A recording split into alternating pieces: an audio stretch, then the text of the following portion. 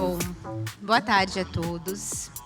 Eu me chamo Karen, eu sou gerente de negócios e inovação no Aeroporto Internacional do Rio de Janeiro.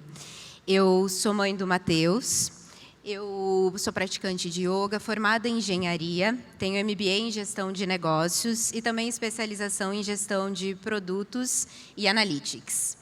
Eu lidero equipes multidisciplinares hoje de dados, de produto e de negócios. E há mais de 12 anos eu venho apoiando equipes a trabalharem de forma inovadora e colaborativa, integrando aspectos tecnológicos, de gestão e humanos em uma abordagem sistêmica. Quantos de vocês já se viram em uma situação onde vocês tinham diversos dados em mãos, mas não sabiam exatamente como transformar isso em um insight valioso? Quantos de vocês já tiveram uma ideia e tiveram dúvidas sobre como implementar isso? Quantos de vocês já vivenciaram barreiras organizacionais ou algum tipo de conflito com outros colegas de trabalho ao longo das carreiras profissionais de vocês? Hoje a gente vai abordar um pouquinho de cada um desses temas, falando sobre dados, falando sobre inovação, mas também sobre lideranças e formas da gente trabalhar isso no nosso dia a dia. Quando eu iniciei a minha carreira em aeroportos, lá em 2012, eu lembro de notar uma correlação entre os diversos projetos em que eu trabalhei. Todos tinham uma quantidade enorme de dados, mas faltava alguma coisa. Era quase como se eu tivesse um mapa do tesouro em mãos, mas eu não tivesse um X marcado nele.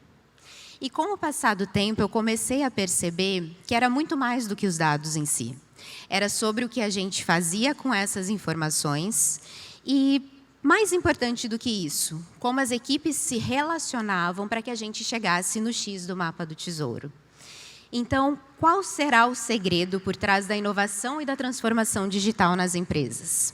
Tecnologia, dados, pessoas, processos? Para a gente começar essa reflexão, vale lembrar que a revolução dos dados é algo muito antigo. A gente se baseia em dados há séculos. Acontece que nas últimas décadas a gente vem vivendo uma revolução tecnológica que vem nos permitindo analisar volumes muito maiores de dados e fazer análises muito mais complexas. E nesse exato momento, a gente passa a viver a era da democratização do acesso aos dados. Então, a forma que a gente navega na internet, que a gente usa as redes sociais, interage com o ChatGPT, até esse reloginho aqui que muitos de nós temos, geram muitos dados sobre a gente. Acontece que esses dados, em sua grande maioria, se encontram desconectados. E ainda há um gap de como transformar esses dados que estão desconectados em insights que sejam valiosos e nos ajudem a tomar decisões mais rápidas, melhorar processos, entender melhor os nossos clientes e até buscar novas fontes de receita. Então, a transformação digital, ela não fala apenas de dados. Ela tem a ver com a forma que a gente inova, como a gente cria produtos, serviços, experiências, quais ferramentas nos auxiliam para ganhar produtividade no dia a dia, que métricas nos indicam se a gente está ou não num caminho de sucesso.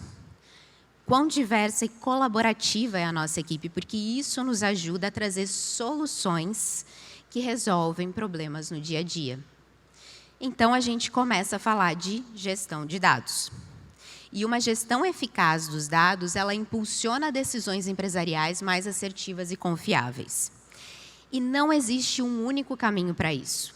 Então, se você trabalha, por exemplo, em uma empresa pequena, talvez centralizar dados em uma área de tecnologia possa fazer mais sentido. Quando a gente começa a falar de grandes organizações, a centralização pode gerar gargalos que impactam muito os negócios. E aí a gente começa a falar em descentralizar esses dados. Eu dou até um passo a mais aqui. Dados descentralizados que são tratados como produtos, data mesh. Há outras empresas ainda que utilizam uma abordagem de dados em nuvem. A gente, no Rio Galeão, utiliza uma gestão híbrida de dados. Em parte, a gente tem descentralizados, evoluindo para um data mesh, e, em parte, a gente trabalha com dados em nuvem. E aqui vale a pena trazer um contexto para vocês. Porque quando a gente passa por um aeroporto, muitas vezes a gente não imagina tudo que tem por trás. Dentro do Rio Galeão, nós somos 20 mil pessoas trabalhando para que aquele aeroporto possa rodar. Entre a gente, que é a operação aeroportuária, a companhia aérea, o handler, que é quem leva a mala, o lojista e todos os demais. De passageiros, a gente recebe em torno de 40 mil passageiros por dia. Então, você, passageiro, quando passa por lá e você faz seu check-in, você gera um dado. Quando você conecta no Wi-Fi, você gera outro dado. Quando você passa pelo BCBP, que é aquela maquininha que a gente bota o bilhete de embarque logo antes do raio-x, você gera mais um dado. Imaginem a quantidade de dados gerados e armazenados todos os dias dentro do Rio Galeão. Essa gestão híbrida de dados, ela nos permitiu sair de estudos isolados para que a gente começasse a gerar valor estratégico empresarial. E isso começou a mudar a experiência dos nossos passageiros. E a forma mais madura que a gente faz isso hoje dentro do aeroporto é através do PAX Tracking. O PAX Tracking, ele é um produto de dados que ele busca entender o comportamento dos passageiros, utilizando inteligência artificial. E isso nos ajuda a tomar decisões mais data-driven e estratégicas. A gente faz isso normalmente baseado em pelo menos um dos 3 pilares de inteligência comercial. Ou a gente vai buscar otimizar um processo, que seria, por exemplo, melhorar uma fila de raio-x, ou a gente vai tentar incrementar vendas, e aí a gente trabalha muito associado com algum lojista que esteja com a operação sofrendo, ou a gente trabalha na melhoria da experiência do cliente, que tem a ver com os eventos e com as campanhas de marketing que acontecem dentro do aeroporto. Então, vamos explorar um case desses na prática para vocês entenderem um pouquinho melhor de como a gente implementa isso num aeroporto? A gente tem uma metodologia que tem 3 etapas pré-estabelecidas. E esse case que eu trago para vocês aqui hoje, ele é um case real de uma grande empresa de fast food, que eu não posso dizer qual é a marca, mas arrisco a dizer que seja uma das marcas mais conhecidas mundialmente. Então, em determinado momento, a equipe de negócios, varejo, trouxe para a gente que essa loja ela estava tendo sucessivas aberturas e fechamentos. E ela estava com uma venda média mensal caindo em torno de 73%. E ela era a única operação no quadrante que estava com esse desempenho. A área de negócios também trouxe para a gente outras 3 informações relevantes. A primeira é que existia um impacto negativo na experiência do cliente, porque ora essa operação estava aberta, ora estava fechada, então não havia essa oferta de mix disponível sempre. Esse lojista vinha pedindo sucessivos pedidos de desconto, o que também impactava o nosso fluxo de caixa, além de uma ameaça de quebra contratual. Com essas informações em mãos, a minha equipe de BI comercial começou a segunda etapa da metodologia, que é implementar a tecnologia e desenvolver analytics. Então, a gente iniciou a fase de monitoramento do comportamento dos passageiros que passavam em frente a essa loja, utilizando a inteligência artificial na leitura das imagens geradas pelas câmeras instaladas no terminal. Isso nos gerou mapas de fluxo, mapas de calor, entendimento de impressões, que é o tempo que as pessoas ficam paradas olhando para aquela loja. E a gente começou a correlacionar isso com outras bases de dados existentes no aeroporto. Nesse caso, alocação de aeronaves, demanda de passageiros, vendas de operações similares. E, com isso, a gente teve 2 insights interessantes. O primeiro deles tinha a ver com o horário de funcionamento. Então, esse gráfico que vocês estão vendo, ele está mostrando a quantidade de pessoas que passavam em frente a essa loja em determinado horário do dia. Essa loja vinha trabalhando, operando, de 16 às 22 horas. Mas vocês podem observar que existiam 2 picos de pessoas passando em frente à loja fora do horário de funcionamento. E esses picos não eram os mesmos picos de passageiros no aeroporto. Então, essa não era uma informação óbvia. O primeiro insight foi, então, testar o horário de funcionamento estendido, de 6 às 22 horas. O segundo insight foi, e se a gente tentasse atrair pessoas que não iriam passar de forma orgânica para essa loja? Então, a gente pensou em veicular uma campanha, uma promoção de um lanche específico nos equipamentos de publicidade do aeroporto, visando atrair mais pessoas para essa operação. E aí a gente chega na terceira e última etapa da metodologia, onde a gente implementa o plano de ação e mensura os resultados. Esse plano de ação foi implementado em conjunto pela nossa área de Analytics, pela área de negócios, varejo e pelo lojista. E o que a gente observou aqui foram resultados muito interessantes. O primeiro deles, do insight do horário de funcionamento, fez com que ele aumentasse em 100% as vendas dele. E, dessa forma, ele conseguiu atingir um break-even para essa operação. Então, ele conseguiu, de fato, gerar algum resultado. A ação de publicidade, ela fez com que ele vendesse ainda mais e, dessa forma, ele encontrou o lucro operacional, com um ROI de 3,8, ou seja, para cada real que ele investiu, ele recebeu 3,8 em cima. Então, além de um resultado financeiro surpreendente, onde essa loja volta a encontrar a saúde financeira dela, a gente, como aeroporto, também consegue manter uma marca que é âncora, extremamente relevante para a nossa oferta de mix, e a gente consegue manter uma experiência elevada para o passageiro.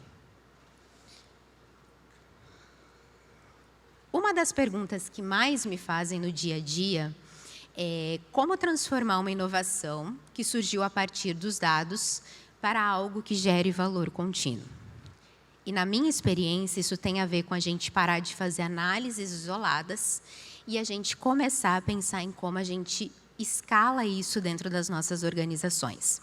Veja um exemplo do PAX Tracking, esse case que a gente viu agora. Ele começou como um estudo isolado, mas ele teve uma metodologia passível de ser replicada em mais de 100 outros cases dentro da nossa empresa, até que ele atingiu uma maturidade para que hoje ele se tornasse um produto de dados comercializável para qualquer empresa dentro do sítio aeroportuário. Então, a gente começa a falar de produto. E produtizar é sair do campo das ideias e criar negócios. Normalmente, a gente começa com um dado, um problema. Por exemplo, o meu lojista está vendendo 73% a menos do que ele vendia. E esse dado faz a gente entender melhor as necessidades desse cliente, faz a gente identificar tendências, oportunidades, porque isso nos permite evoluir para uma próxima fase, onde a gente traz uma solução inovadora que resolve esse problema. E como a gente sabe que a gente está resolvendo um problema real? Porque a gente valida isso com o cliente. E a gente tem métricas pré-estabelecidas que nos indicam se a gente está ou não num caminho de sucesso. E se, de fato, essas métricas forem positivas, aí sim a gente começa a falar de escalabilidade e lucratividade, onde a inovação se transforma em um produto repetível e escalável. E aqui é até interessante, porque quando eu falo em inovação, muitas pessoas ainda entendem que inovar significa colocar um monte de gente numa sala, vamos ver, cada um dá uma ideia e vamos ver o que sai disso daqui. Acontece que a inovação ela pode ser muito mais sistemática do que isso. Dentro do Rio Galeão, a gente tem 4 princípios ou boas práticas que nos guiam nisso. A primeira delas é a cultura de inovação. E aí, quando a gente fala em cultura, já parece que a gente está falando de uma caixa preta de avião, que é aquele negócio que ninguém sabe direito o que tem dentro e dá até medo de mexer. E por que isso acontece? Porque quando a gente fala de cultura, a gente está falando de pessoas. E pessoas são difíceis de mensurar. Acontece que a inovação ela é transversal e ela pode ser gerada em qualquer área dentro de uma empresa. Então, é fundamental que ela seja, sim, uma prática organizacional. Em termos práticos, o que a gente já fez nesse ponto foi implementar um comitê de inovação. Então, vamos imaginar o seguinte. É como se a gente tivesse, em um extremo, boas práticas de prateleira de mercado, em outro extremo, a nossa cultura organizacional. A ideia é que esse grupo de pessoas ele encontre um caminho de equilíbrio, um ponto de equilíbrio entre esses dois extremos, a ponto de que a inovação possa começar a ser replicada dentro da empresa. E não necessariamente a gente está falando de aplicar isso para a empresa inteira. Às vezes, tem partes da empresa onde não cabe inovação.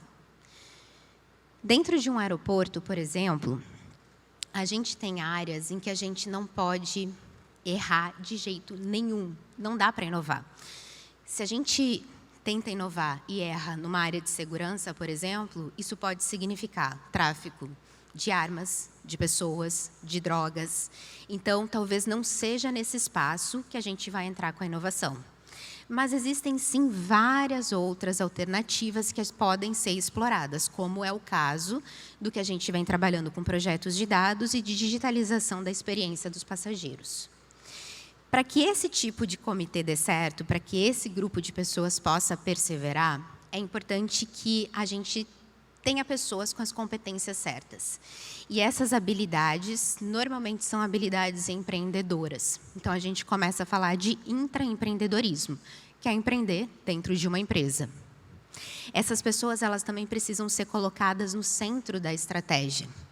Se a sua empresa, por exemplo, tem como plano de médio ou longo prazo trazer inteligência artificial para dentro dela, eu pergunto, que ações ela está tomando hoje para capacitar as pessoas para que elas sejam capazes de entregar esses resultados no médio ou no longo prazo? Isso puxa um terceiro princípio, que é a gente ter o processo correto de inovação para cada caso. A maioria das empresas já trabalha com inovação de melhoria.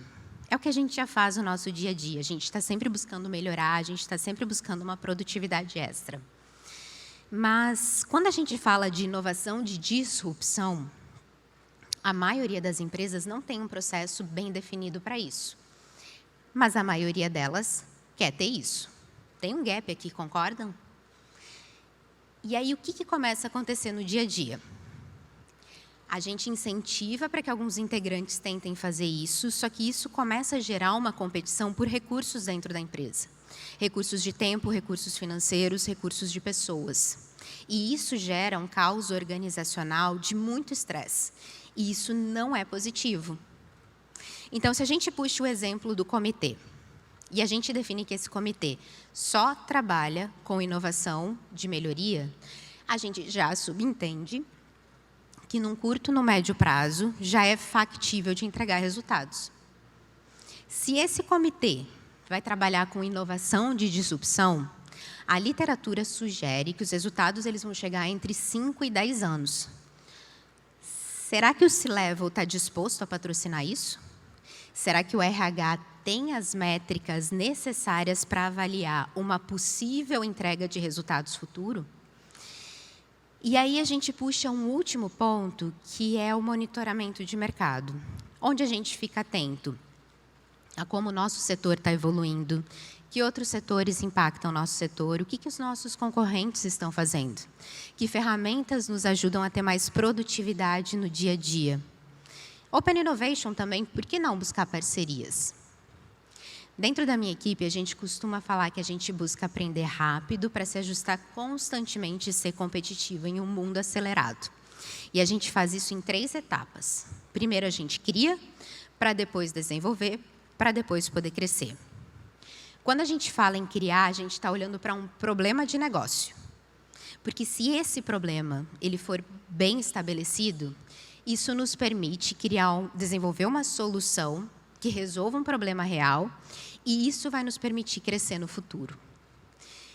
A forma que a gente faz isso na prática é empatizando com uma dor, definindo um problema, aí sim, processo de design thinking, ideação, para que a gente pense numa possível solução para implementar um MVP.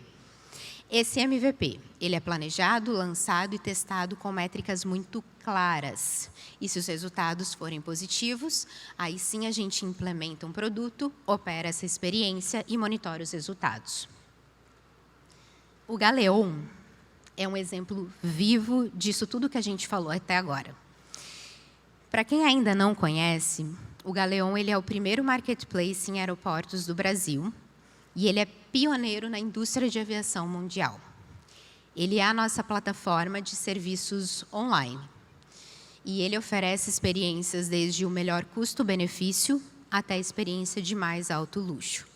Então, para aquele passageiro que já passou por todos os procedimentos, achou seu portão de embarque, fica mais seguro ficar lá na frente do portão de embarque, mas percebe que ainda tem ali uma meia horinha e gostaria de talvez comer alguma coisa, mas não viu nada na volta dele que ele queira comer, existe, como se fosse um iFood, que acho que é o que mais traduz aqui, um delivery indoor que entrega opções de todo o aeroporto nos portões de embarque. Para aquele outro passageiro que, eventualmente, quer uma experiência muito mais exclusiva, a gente também tem as opções de um saguão de embarque totalmente privativo para ele.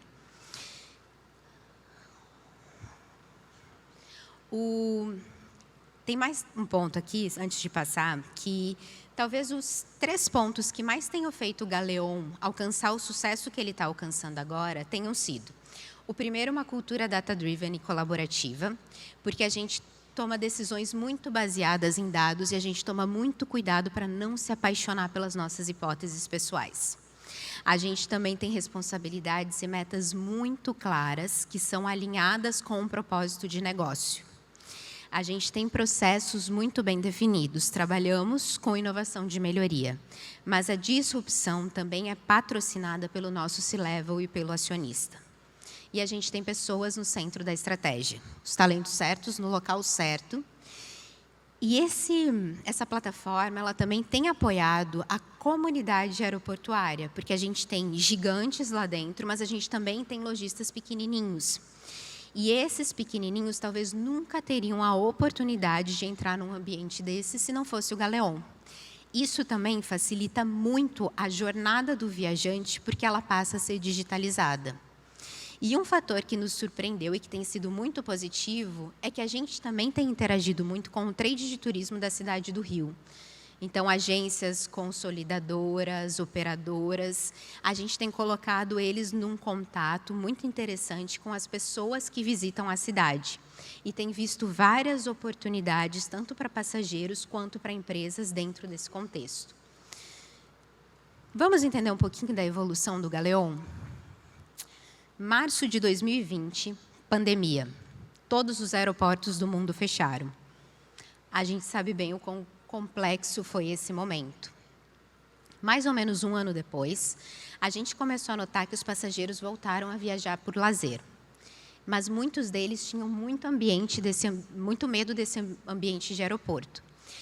E aí a gente empatizou com essa dor, entendemos que existia um problema e começamos a pensar em possíveis soluções. A primeira que a gente testou foi a entrega de 2 operações de alimentos e bebidas que a gente subiu num cardápio, numa plataforma SaaS que era de um parceiro nosso.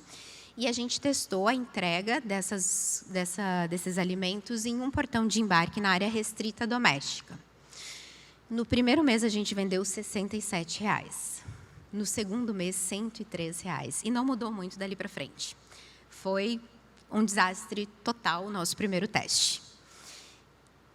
E a gente entendeu que o passageiro doméstico passa em torno de 1 hora dentro da área restrita doméstica. Meia hora ele está buscando o portão de embarque, outra meia hora ele está embarcando.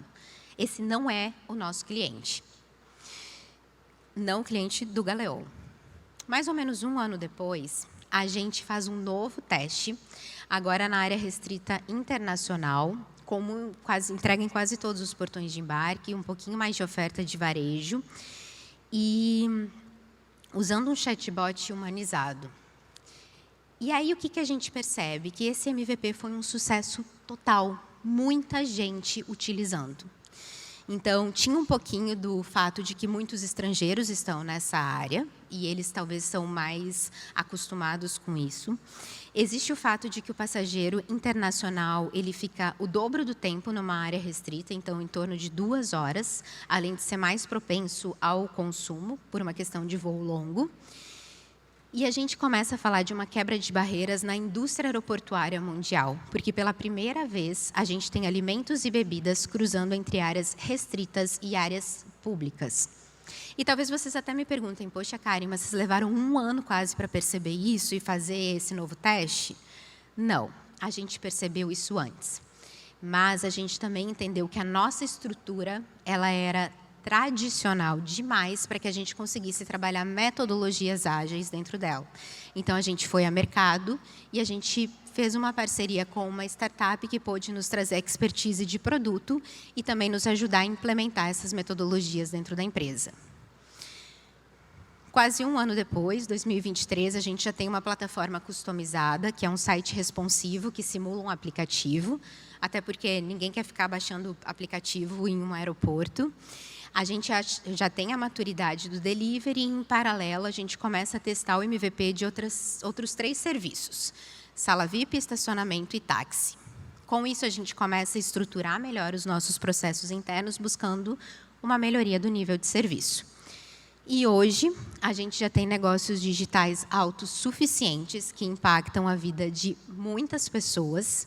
São 7 diferentes experiências com mais de 50 produtos. A automação de dados ela já é muito mais estruturada, campanhas de marketing que seguem um calendário de varejo. E esse negócio hoje ele já conseguiu, depois de 4 anos, atingir um EBITDA positivo, o que também é muito legal. E no final do ano passado, a gente recebeu um prêmio, que foi um prêmio de inovação, como a maior inovação dentro de travel retail, que seria varejo em aeroportos. Eu sou uma mãe muito orgulhosa desse filho aqui. Quando eu penso nos meus desafios de carreira, eu acho que talvez o maior desafio que eu tenha tido, e olha que não foram poucos, tenha sido liderar equipes multidisciplinares. Nesse exato momento, eu lidero uma equipe de BI comercial, eu lidero outra equipe de negócios voltados à administração contratual de duty free ou free shop. E eu tenho um outro negócio que é o Galeon, que envolve produto, tecnologia, comercial, operações. E é como se cada uma dessas equipes tivesse seus próprios objetivos, suas próprias necessidades, seu próprio vocabulário. Imaginem a seguinte cena. Você coloca em uma sala pessoas que falam português, inglês e japonês. Elas falam entre si, mas elas não se comunicam. Então, o segredo da transformação digital ele vai além da tecnologia. Ele envolve as pessoas e a maneira como elas interagem entre si. Vocês já ouviram falar em alguma dessas frases aqui? Por exemplo, alguém que trabalhe com dados falando assim, poxa, mas os dados estão no dashboard ou na planilha, está tudo lá e ninguém usa. Ou alguém de negócio falando assim, não, eu vi os gráficos, mas é que, na verdade, eu queria um negócio mais simplificado, sabe? Meio que um caminho das pedras para que eu pudesse vender mais. Ou alguém de produto. O nosso foco é atender as necessidades do usuário. E aí, quantos de nós já nos dedicamos, fizemos uma apresentação, apresentamos para o nosso acionista, para o nosso C-level, para o nosso chefe, e ele fala assim, excelente apresentação, e agora, como é que a gente faz para melhorar os resultados? Isso aqui é meu dia a dia, pessoal. E existem gaps entre essas visões, mas elas também têm um ponto em comum. Qual será? Todas elas são verdadeiras, dentro dos contextos em que elas estão inseridas. É fácil a gente tomar uma decisão quando a gente tem que definir entre o falso e o verdadeiro. Mas quando a gente tem o verdadeiro conflitando com o verdadeiro, como que a gente faz? Se a gente traduzir isso para as nossas empresas, seria como se a gente estivesse falando em silos organizacionais. E na minha formação em engenharia, eu não consigo deixar de associar isso a uma visão mecanicista que fez parte da evolução da ciência. É como se a gente dissesse que a nossa empresa é uma máquina. E aí, para a gente facilitar o nosso dia a dia, o que a gente faz? A gente tira um pedaço dessa máquina e tenta resolver um problema isoladamente. Só que a gente esquece que para a máquina funcionar bem, a gente precisa de todas as peças rodando juntinhas. E aí a gente começa a ter um problema de crise de percepções, onde as visões fragmentadas da realidade impedem a compreensão das interconexões dos sistemas, limitando a colaboração e a inovação. O maior desafio para uma equipe de alta performance não é a falta de talentos. A maioria das equipes tem pessoas extremamente talentosas dentro delas. O desafio está na percepção do papel de cada um em um contexto geral. E a solução para isso é uma visão sistêmica, onde cada membro ele consegue entender como que o seu trabalho impacta nos outros e como que juntos eles conseguem atingir um objetivo em comum. Então, a visão sistêmica, ela é a chave do sucesso de equipes de alta performance. Se você já ouviu aquela frase, o cliente sempre vem em primeiro lugar, eu te pergunto, se para esse cliente vir em primeiro lugar, isso significa que você compromete algum valor da empresa, será que esse cliente deveria vir em primeiro lugar? Se para esse cliente vir em primeiro lugar, isso significa que a gente começa a ter equipes com burnout ou qualquer um dos N transtornos mentais que a gente vem ouvindo falar cada vez mais nos últimos anos. Será que esse cliente deveria estar em primeiro lugar? Na minha visão, toda decisão empresarial deveria equilibrar 3 elementos. As necessidades dos clientes, é claro, eles nos farão prosperar no curto, médio e longo prazo, mas também o propósito de uma empresa. E a gente não pode esquecer que o financeiro também faz parte desse propósito. E o bem-estar das equipes.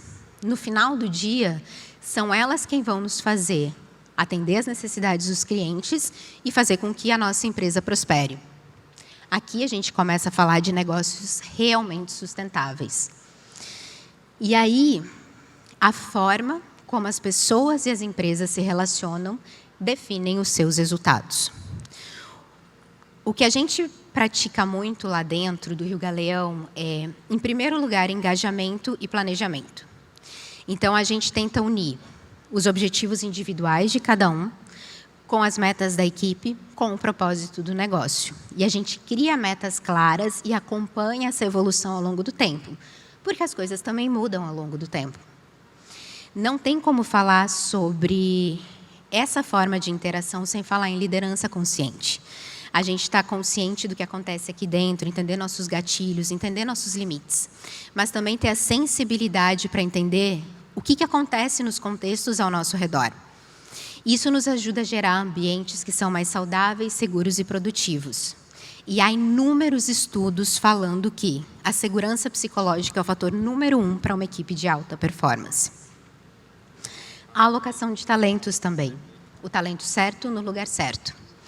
Talvez aquela pessoa muito tímida possa se sair bem vendendo. Mas será que ela está no lugar de força dela? Letramento de dados e inovação. A tecnologia ela é feita para pessoas. No exemplo do Galeon, a gente tem uma plataforma tecnológica. Mas para que a experiência como um todo possa ser um sucesso, a gente não pode esquecer, por exemplo, daquela pessoa que está lá na pontinha atendendo no balcão, porque ela também faz parte dessa experiência. Então, líderes de alta performance, eles conectam informações, pessoas e contextos. Eles devem inspirar essas pessoas para que elas busquem o seu lugar de força. Eles devem encorajá-las para que elas desafiem o status quo e busquem soluções criativas. A gente está tão carente de pessoas que fazem isso.